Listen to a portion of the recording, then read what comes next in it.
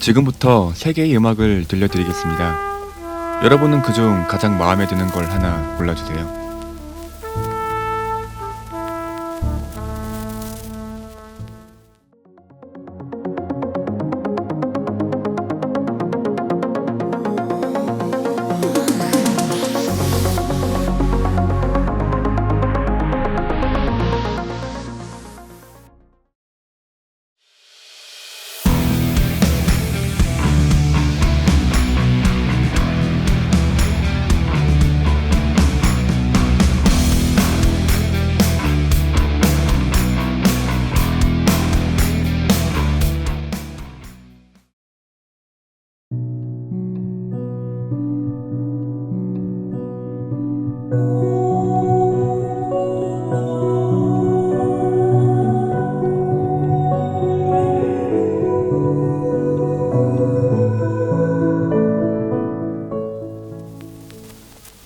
고르셨나요? 그 선택 조금 있다가 다시 보게 될 겁니다.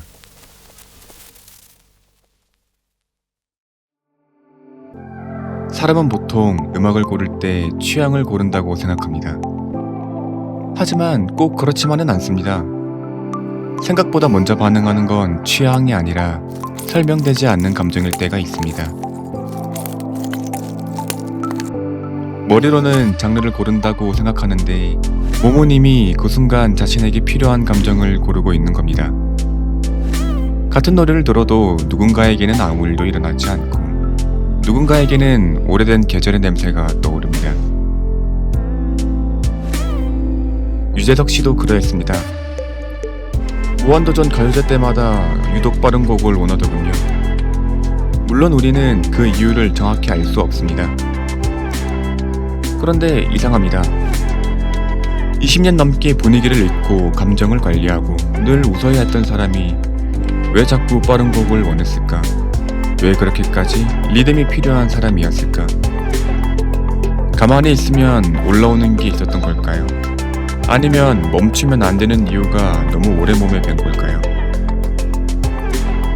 오늘 영상이 끝날 때쯤 어쩌면 당신도 조금 불편해질지도 모릅니다. 왜 내가 그 음악을 골랐는지, 정말 취향이었는지. 오늘의 금지된 이야기. 당신이 고르는 음악은 이미 정해져 있습니다. 우리는 음악 취향을 아주 개인적인 것처럼 생각합니다. 그런데 시작은 의외로 개인보다 문화에 가깝습니다. 어떤 나라는 빠른 비트에 열광하고 어떤 나라는 밴드 사운드를 청춘의 언어처럼 받아들이고 또 어떤 나라는 유난히 발라드에 오래 머뭅니다. 같은 인간인데도 좋아하는 장르의 기본값은 문화권에 따라 꽤 비슷하게 만들어집니다. 음악을 즐기는 방식도 비슷합니다.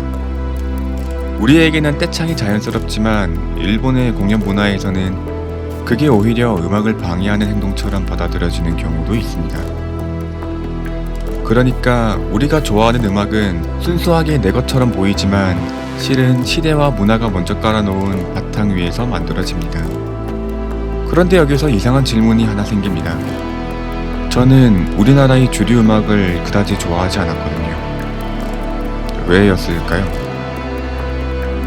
생각해보면 저는 어릴 때부터 발라드 음악을 좋아하지도 않았고 아이돌 음악에도 큰 관심이 없었습니다. 주변 사람들이 자연스럽게 좋아하던 것들에 저는 잘 스며들지 못했습니다. 이상했습니다. 같은 시대를 살았고 같은 방송을 받고 비슷한 공기를 마시며 자랐는데도 왜 어떤 음악은 제 안으로 들어오지 않았을까? 환경은 분명 비슷한 기본값을 줍니다. 하지만 그 기본값이 모든 사람의 마음을 같은 방향으로 움직이게 하지는 않습니다. 왜냐하면 사람은 같은 문화를 받아도 같은 방식으로 흔들리지 않기 때문입니다. 누군가는 어떤 노래를 그냥 듣고 누군가는 그 노래를 위로로 듣고 누군가는 노래에 공감하지 못합니다. 그래서 음악 취향은 단순히 문화의 결과만은 아닙니다. 그 문화 안에서 내가 무엇에 순응했고 무엇의 거리감을 느꼈고 무엇을 끝내 내 감정으로 받아들이지 못했는지까지 함께 드러납니다. 그리고 저는 후자에 더 가까운 사람이었습니다. 아마 저와 비슷한 사람들도 있을 겁니다. 나는 왜 그 시절 그 감성을 그렇게 좋아하지 않았을까? 음악은 결국 공명이라고 생각합니다. 어떤 장르가 한 시대를 휩쓸었다는 건 많은 사람들이 그 감정의 결에 실제로 반응하고 있었다는 뜻입니다. 그리고 시간이 지나 내가 더 이상 그 음악에 반응하지 않는다면 그건 내 안의 감정 구조도 함께 달라졌다는 뜻일 겁니다.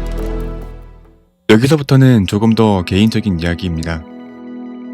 제가 그 시절 음악에 공명하지 못했던 건 그때의 제가 감정과 욕망을 많이 숨긴 채 살았기 때문이었습니다.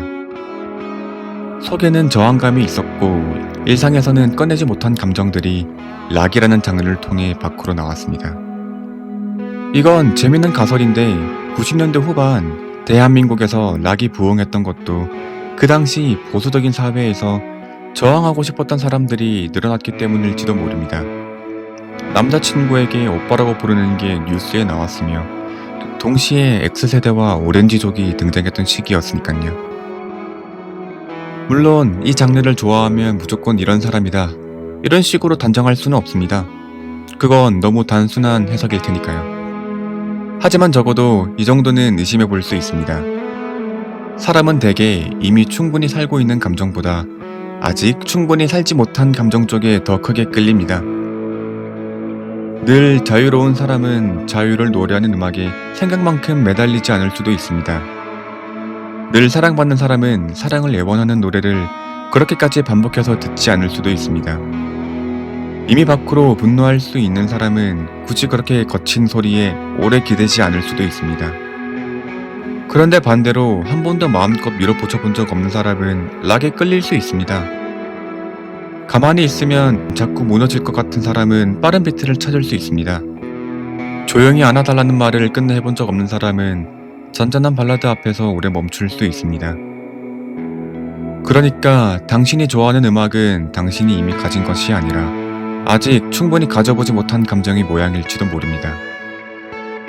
당신이 반복해서 듣는 건 좋아하는 소리라기보다는 아직 해결되지 않은 자기 자신일 수도 있습니다. 처음에 고른 음악 기억하시나요? 빠른 곡을 고른 사람은 어쩌면 몸이 먼저 앞으로 쏠리고 있었는지도 모릅니다.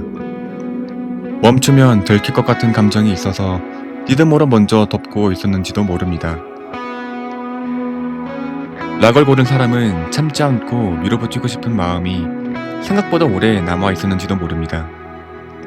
좋게 말하고 이해하는 척하고 괜찮은 사람처럼 버티느라 너무 많은 걸 삼켜온 건 아니었는지. 잔잔한 발라드를 고른 사람은 어쩌면 큰 위로가 아니라 조용한 수용을 기다리고 있었는지도 모릅니다. 누가 나를 바꿔주길 바라는 게 아니라 그냥 있는 그대로 받아들여주길 바라고 있었는지도 모릅니다. 그러니까 지금 당신이 듣고 싶은 음악은 단순히 기분 문제가 아닐 수 있습니다. 그건 지금 당신 안에서 가장 비어있는 감정이 어떤 소리의 형태를 하고 있는지 먼저 말하고 있는 것에 가까울 수 있습니다. 사람은 늘 좋아하는 음악을 듣는다고 생각합니다. 하지만 가끔은 그게 아닐 수 있습니다. 사람은 때때로 자기가 끝내 해결하지 못한 감정을 계속 같은 방식으로 재생합니다. 그리고 이상하게도 그건 귀보다 먼저 몸이 반응합니다. 한 가지만 물어보겠습니다. 당신이 고른 건 정말 음악이었습니까? 아니면 지금 당신에게 가장 필요한 감정이었습니까? 오늘의 금지된 이야기. 당신이 고르는 음악은 이미 정해져 있습니다.